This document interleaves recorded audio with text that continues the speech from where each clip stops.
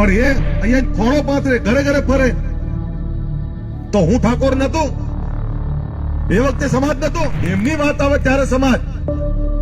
આ ઠાકોર નહીં, આ સમાજના નતા. આ સમાજનો આભારી છું, ઋણી છું તમારો. લડવા ગયા ત્યારે આપણા જ આ બેન 2 મહિના મને હરાવાતા પડી રહ્યા હતા. નહીં તો 17માં ટિકિટ તો મેં જ આપી. ઘરે ફરતા હતા અને પાછા જાહેરમાં કહેતા હતા વોટ નહીં આપે. ત્યાં ઘરે ઘરે ફરી અને મને હરાવવાનો પ્રયત્ન કરતા. એવા જ બીજા અમદાવાદના આગેવાનો. તમે પાઘડીની લાજ રાખી છે, હું તમારો આભારી છું સાહેબ. એક કલોલના ધારાસભ્ય હતા, અત્યારે તો ક્યાંય નથી નામો નિશાન.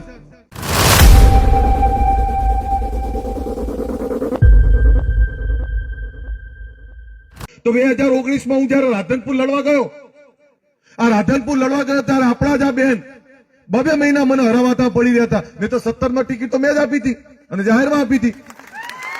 શું નતું કર્યું? ઇલેક્શન જાહેર થાય પહેલા ટિકિટ જાહેર કરી હતી. અને એ જ 2 વર્ષ પછી ત્યાં ઘરે ઘરે ફરી અને મને હરાવવાનો પ્રયત્ન કરતા. એવા જ બીજા અમદાવાદના આગેવાનો. એક કલોલના ધારાસભ્ય હતા, અત્યારે તો ક્યાંય નથી નામો નિશાન. પણ એ અહીંયા ખોળો પાથરે, ઘરે ઘરે ફરે. તો હું ઠાકોર નતો, એ વખતે સમાજ નતો. એમની વાત આવે ત્યારે સમાજ. આ ઠાકોર નહીં, આ સમાજના નતા.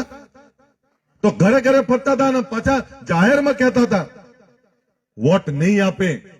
અને હું તમારો આભારી છું, આ સમાજનો આભારી છું, ઋણી છું તમારો. તમે પાઘડીની લાજ રાખી છે, હું તમારો આભારી છું સાહેબ.